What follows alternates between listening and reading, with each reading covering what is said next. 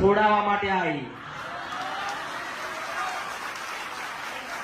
અને જગતમાં લડું તો જ હું મેળડે છો. મુશ્કેલ વર્ષ સપરા નદીના ગંધર્વ્યા મશાણી મેળડે છો. આ કળિયુગમાં મારો બોલેલો કોઈ દાડો મિથ્યા નહીં થાય. અને બોલું કે આટલા વાગે બના ના બનાતા પાછી શંકરના ઘેર જતી રહે. એ સમયે વેળાને ચોઘડિયું નહીં આવે. પણ હું તો તમને દેવા આવી, કારણ કે તમે મારા ન તમારા. ભક્તિનું જ્ઞાન જોઈએ, શ્રદ્ધા અને વિશ્વાસ અને ભાવ જોઈએ. દેવ મંદિરમાં તો જજો ને જવું જોઈએ, પણ માગવાની એક રીત હોવી જોઈએ. દરેક મંદિરે જઈને મંગાય નહીં. બાકી કદાચ 100 વર્ષ જીવવું હોય અને ભગવાનના ઘરનું દુઃખ ના લાવવું હોય તો વડવાનું ઘર હોય ને એને કોઈ દાડો વેચતા નહીં. એ જ અસલ તમારો ભગવાન છે.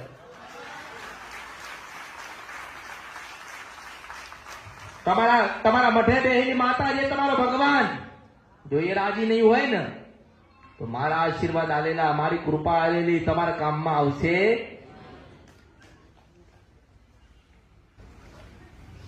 પેલા આત્માનું જ્ઞાન લો. જ્ઞાન હોવું જરૂરી. તમારા બાળકો તમને પૂછશે કે આ માતાજી કોણ છે ને કેવી રીતે છે ને કેમ છે, આપણી પેઢી કેમ આયા, તમારે લખીને તો જવું પડશે. કે આ દાદા હતા, આ દાદા માતા લાયા હતા, આની પાસે લાયા હતા, આ જગ્યાથી લાયા હતા, આવું દુઃખ હતું એટલે આવી ત્યાં માતા આને સુખ આલ્યું છે, આને કોઈ દાડો ભૂલતા નહીં. એવું તમારે કહેવું પડશે.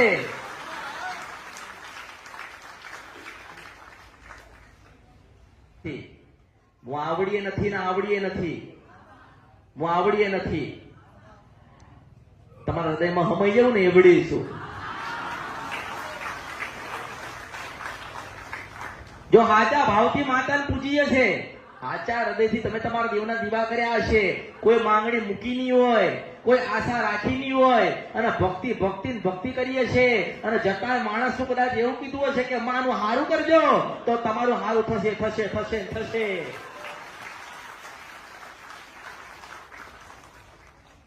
તમારી કુળદેવી હોય, કુળદેવી કદાચ કૃપાના આશીર્વાદ લેવા હોય તો શું કરશો?